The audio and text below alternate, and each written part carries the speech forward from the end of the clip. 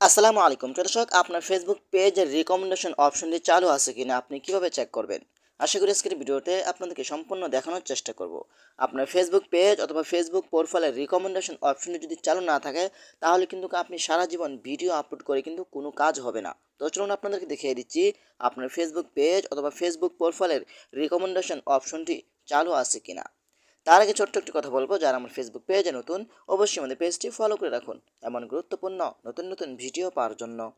তো এই কাজটি করার জন্য ফার্স্ট অফ অল আপনি চলে যাবেন আপনার ফেসবুক আইডি অথবা ফেসবুক পেজ, যেখানে আপনি কাজ করেন না কেন।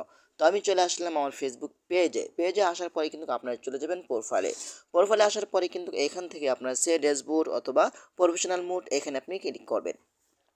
তারপর আপনি একদম লাস্টে নিচে আসবেন, আসার পরে কিন্তু এখানে সেভ অল পাবেন, এখানে আপনি ক্লিক করবেন। এখানে ক্লিক করার পরে কিন্তু এখানে একটি অপশন পাবেন, সেটা হলো পেজ রিকমেন্ডেশন অথবা প্রোফাইল রিকমেন্ডেশন, এখানে আপনি ক্লিক করবেন। এখানে ক্লিক করার পরে কিন্তু আপনি দেখতে পাচ্ছেন এইখানে রয়েছে ইউর রিকমেন্ডেশনস আর সাসপেন্ডেড। তার মানে আমার রিকমেন্ডেশন অপশনটি সাসপেন্ড করে দিয়েছে ফেসবুকের তরফ থেকে।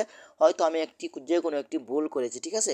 যদি আপনার পেজে এখানে দেখতে পাচ্ছেন ইউর রিকমেন্ডেশন আর সাসপেন্ডেড, তাহলে বুঝবেন যে আপনার পেজে অনেক বড় একটি সমস্যা রয়েছে।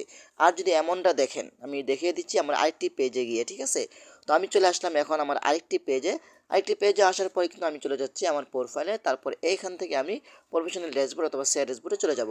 তারপর নিচে আসার পরে এখানে সে ওয়ালে ক্লিক করব। সে ওয়ালে ক্লিক করার পরে কিন্তু এখানে পেয়ে যাবো আমি পেজ রিকমেন্ডেশন, এখানে আমি ক্লিক করলাম।